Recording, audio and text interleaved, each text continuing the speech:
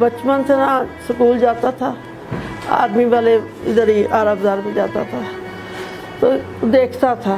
उसको ये नहीं पता, वो कहता मैंने ये वर्दी पहननी है। अल्लाह जो चाहे बेहतर कर सकते हैं। मुल्क के लिए वो शहीद हो गए, नाम कमाया, बड़ी मेहनत की इस मुल्क के लिए, और अल्लाह उसको अपनी रहमत में जगह दे। मैं चीखती थी, पुकारती थी कि मुझे सुकून नहीं है, क्या बात है, जैसे मेरी कुछ चीज़ गुम हो गई है।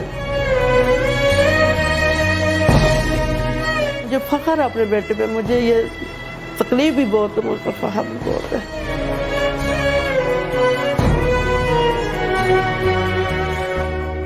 उन्होंने लास्ट ऑपरेशन पे कहते थे कि अगर गॉड फॉरबिड्स कोई धमाका इन लोगों ने कर दिया लाहौर में आके, तो मैं अपने ज़मीर को कभी माफ़ नहीं कर पाऊँगा।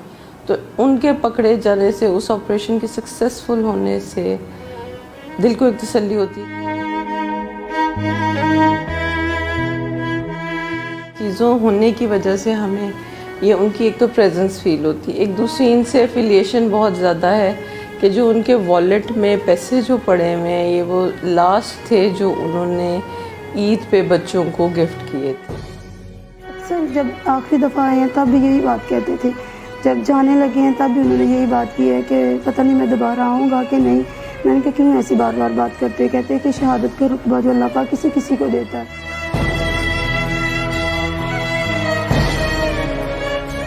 बार बार पूछते हैं, लेकिन मैं उनको यही बताती हूँ कि आपके बाबा शहीद हो गए।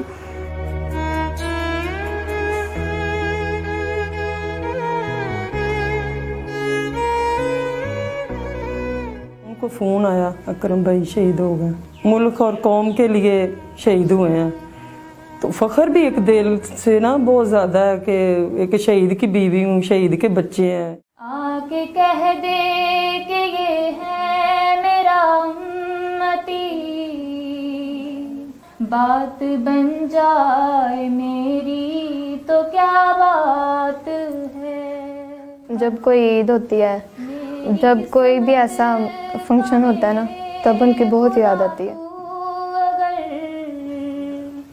दूर कर दे अंधेरा तो क्या बात है। कहते थे सुबह जैसे वो ड्यूटी पे गए हैं तो जाते ही उनकी शहादत हो गई है।